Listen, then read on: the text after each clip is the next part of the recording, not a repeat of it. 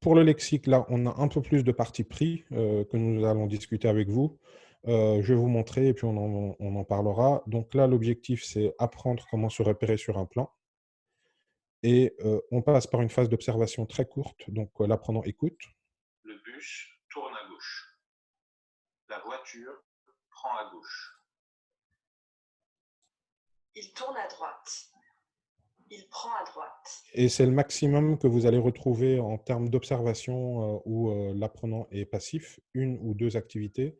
Et ensuite, il va tout de suite être actif. Parfois, il est tout de suite dès le début du module. On le verra aussi tout à l'heure. Et on commence à lui demander de travailler. Donc là, il faut choisir, est-ce que les voitures tournent à gauche, prennent à droite, vont tout droit. Donc, il n'a pas encore mémorisé gauche-droite. C'est pas grave, il se trompe. Et même s'il se trompe, donc c'est même une erreur saine, puisqu'on se base sur le principe de l'apprentissage par essai-erreur. Il va se tromper, il va se dire, bon, bah, c'est pas à droite, c'était à gauche. OK, je l'ai vu une première fois, je l'ai vu une deuxième fois, je l'ai vu une troisième. Je vais le revoir. Et petit à petit, donc par accumulation, répétition, avec espacement dans le temps, ça va permettre de vraiment acquérir ce vocabulaire, le vocabulaire cible. Cette répétition, elle va se manifester tout au long. Donc là, vous voyez qu'il y a 15 activités. Elle va se manifester tout au long du module. Donc, on va attendre, ressolliciter, attendre, ressolliciter. Elle se manifeste aussi puisqu'il y a des liens entre ce qu'il y a avant dans les compréhensions et il y aura des liens avec la grammaire et les expressions.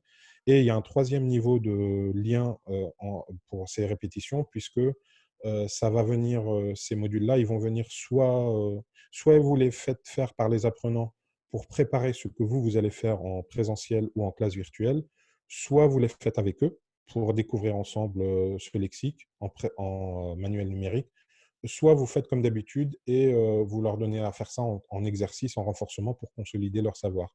Dans tous les cas, ce que je veux vous dire, c'est qu'il y a des liens avec avant et après et on sait qu'un module, 15 activités, ne suffit pas à maîtriser une compétence. Il faut qu'il y ait des activités avant, des activités après, de l'ancrage mémoriel et c'est au prof d'assurer cette continuité en exploitant au bon moment les modules cibles. Donc là, on le sollicite une deuxième fois, une troisième fois sur droite-gauche et on passe à autre chose. Donc là, encore une fois, phase d'observation. Elle traverse la rue. Il peut écouter. Elle passe devant un magasin. Donc l'objectif, c'est de travailler les verbes qu'on utilise pour parler des itinéraires, traverser, passer. Et là, on le ressollicite. Donc ça, c'est traversé. Ici, il l'a vu, c'est passé devant le magasin. On n'a pas vu monter encore, mais il ne reste plus que lui. Donc de manière indirecte, on est en train de lui présenter un élément d'information. Et si l'apprenant c'est un apprenant malin qui sait construire des stratégies d'apprentissage, il va comprendre ce qui se passe et acquérir cette compétence sans pour autant que ceux qui n'y arrivent pas ne sont pas non plus délaissés, puisqu'il y avait les liens dont je vous parlais. Donc on était passé à autre chose et puis là, comme je le disais, ben, on revient sur gauche-droite, gauche-droite.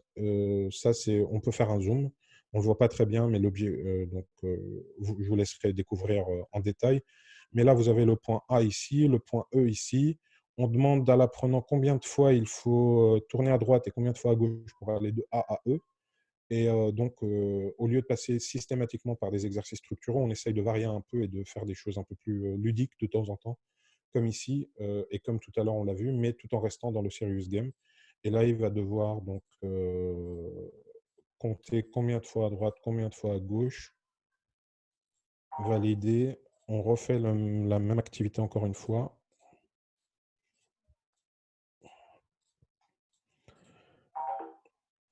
On passe à la suite, on attend, on répète, etc. Je vous montre un autre exemple de lexique rapidement pour compléter et on pourra résumer les principes pédagogiques qui ont régi notre conception de l'acquisition lexicale. Là, l'objectif, c'est de parler des activités sportives. Dans ce module, tu vas apprendre des mots pour parler de tes activités sportives et là, il est actif tout de suite. Il fait du karaté depuis 30 ans. Elle joue au handball. Les amis de Laura jouent au golf. Tu ne joues. Donc, on peut se dire que c'est très facile, mais ce n'est pas tellement l'identification de ce qui a été dit. Notre objectif, ce n'est pas la perception orale, on n'est pas en train de faire de la compréhension orale. C'est une manière détournée de rendre l'apprenant actif pour qu'il soit en phase d'observation, mais dans une phase d'observation quand même. Notre objectif, c'est vraiment de voir qu'avec les sports, on utilise faire du, jouer à, et au lieu de lui présenter un tableau, un schéma récapitulatif assez scolaire, on va lui faire faire cette langue-là pour qu'il l'observe et qu'il en fasse ses déductions, si c'est en classe inversée, ou alors, s'il l'a déjà vu avec vous, pour qu'il consolide ce qui a déjà été vu. Si vous faites ça en présentiel ou en classe virtuelle, ce que je viens de vous expliquer là, cette mini-formalisation et cette explication de faire, jouer, on dit faire du, jouer à, etc., bah, vous la faites avec les apprenants en les guidant et en leur faisant découvrir ces mécanismes. Donc, elle fait, là, on écoute. Elle fait de la danse à l'école. Il fait de la musculation tous les soirs de la semaine. Les filles. Et là, l'objectif, là, encore une fois, c'était de montrer les différentes, avec faire, les différentes,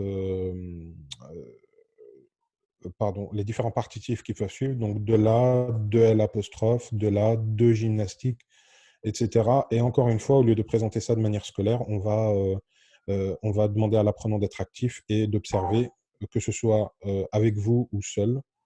Et ensuite, donc, on passe, une fois que ça a été fait, on va passer à des champs plus lexicaux, donc golf, danse, karaté, équitation, etc. Quelques petites remarques, ce que vous pouvez, donc pour résumer notre pédagogie en termes de lexique, donc vous pouvez constater que la méthodologie, elle est inductive, au sens où nous ne présenterons pas une liste, un schéma mémoriser pour l'appliquer ensuite. Et les compétences, les connaissances, les savoirs vont être petit à petit acquis au fur et à mesure de la pratique de l'apprenant qui va en faire, qui va en tirer les conclusions avec son prof. J'insiste sur avec son prof, puisque nous ne sommes pas une solution qui prétend enseigner la langue de manière autonome. On sait que ça ne marche pas. Donc, ce module tout seul, là, comme ça, c'est pas qu'il ne sert à rien, mais ce n'est pas comme ça que fonctionne l'acquisition d'une langue. Il faut l'accompagnement du prof qui va inscrire ce module en fonction de son jugement à une pratique avant, pendant ou après la classe pour compléter ou accompagner ce qu'il fait déjà. L'autre remarque, c'est que vous pouvez remarquer qu'on a toujours des phrases, on ne présente jamais du lexique, des mots isolés. C'est quelque chose que nous ne faisons jamais parce que personne n'entend des mots isolés, les mots sont toujours en contexte. Et donc, nous avons fait très attention, que ce soit dans le lexique ou dans la grammaire, à présenter toujours du lexique contextualisé. Et cette contextualisation, il n'y a que dans les modules de phonétique vraiment que vous n'allez pas la retrouver, mais sinon, normalement, vous avez toujours affaire à des énoncés. Enfin, pour le choix pour répondre à la question quel type de langue on veut présenter, pour la constitution du champ lexical, ce que nous avons fait, c'est la consultation de liste de fréquences, c'est-à-dire que nous allons voir les 1000 mots les plus utilisés en français. On va faire des filtres pour garder les sports et on va garder les 10 premiers. Et c'est cela que nous allons présenter aux apprenants. Ça fonctionne pareil pour les sports, pour les parties du corps, pour la presse. À chaque fois, on suit le même processus. Et c'est pareil pour la grammaire. J'en profite pour vous montrer rapidement. Si on va dans l'onglet grammaire et qu'on regarde la liste des verbes qu'on présente au 1-1, donc nous, on avait pour objectif, ça c'est en grammaire, donc on avait objectif que pour les apprenants de 1 à la fin du 1, qu'ils maîtrisent 10 verbes irréguliers, donc être, avoir, faire, prendre, vouloir et pouvoir, etc.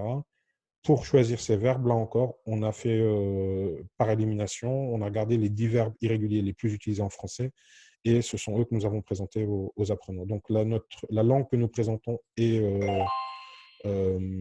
représentative de l'usage du français puisque nous avons consulté ces listes. Et enfin, pour la contextualisation de ce lexique, puisque une fois que nous avons gymnastique, équitation, golf, musculation, etc., il fallait contextualiser. Nous avons consulté des corpus pour voir comment sont véritablement utilisés ces mots dans la langue française. Et nous nous en sommes inspirés pour construire nos énoncés. Voilà pour le lexique. Est-ce que vous avez des questions sur cette partie?